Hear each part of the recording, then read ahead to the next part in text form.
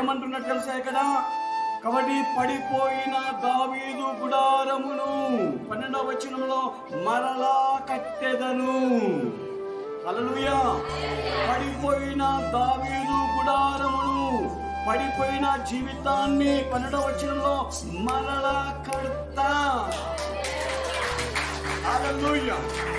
దేవుడు ఈ సంవత్సరంలో మన జీవితంలో చేయనున్న గొప్ప అద్భుతం ఏమిలా అంటే, పడిపోయిన మన జీవితాలను తిరిగి అయినా దేవుని యొక్క ఆత్మ బలముతో నింపబడతాడు. హల్లెలూయా. అనేక మంది విశ్వాసులు, పడిపోయిన విశ్వాసులందరినీ ఈ సంవత్సరంలో సంఘానికి దేవుడు నడిపించబోతా ఉన్నాడు. ఎవరైతే దిగజారిపోయినో, ఎవరైతే దేవునికి దూరం అయిపోయినో, ఎవరైతే దేవునికి దూరం అయిపోయినో వాళ్ళందరినీ దేవుడు, పరిశుద్ధాత్మ గల దేవుడు తిరిగి మళ్ళా వారిని సన్నిధిలోకి నడిపించబోతా ఉన్నాడు. హల్లెలూయా, హల్లెలూయా. దేవుడు మరలా మన జీవితంలో రెండంతలుగా గొప్ప కార్యములు చేయబోతా ఉన్నాడు.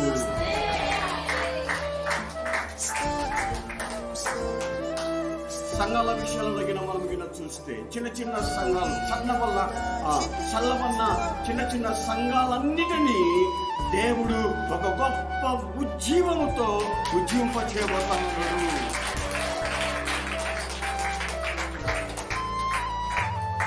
నిరుత్సాహంతో ఉంటున్న అనేక సేవకులను తన రెండంతుల ఆత్మ అభిషేకముతో, అగ్ని అభిషేకముతో దేవుడు ఈ సంవత్సరంలో వారి ద్వారా గొప్ప సేవ చేయబోతా ఉన్నాడు.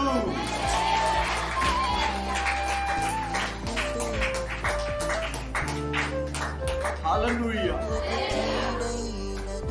ఒకవేళ వ్యాపారంలో మనం చూస్తే గడిచిన సంవత్సరంలో వ్యాపారంలో వెనకబడిన ప్రతి ఒక్క విశ్వాసుల వ్యాపారాలను దేవుడు ఈ సంవత్సరంలో గొప్పగా అభివృద్ధి చేయబోతా ఉన్నాడు.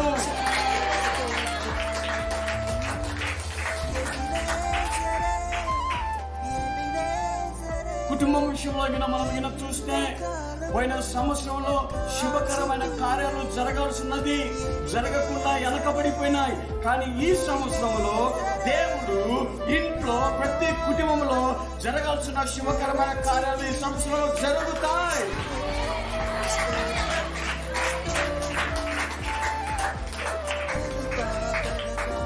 శుభకార్యములు జరిగించు దేవుడు. నీ కుటుంబంలో, నీ బిడ్డల విషయంలో ఈ సంవత్సరంలో దేవుడు గొప్ప కార్యం చేయబోతా ఉన్నాడు.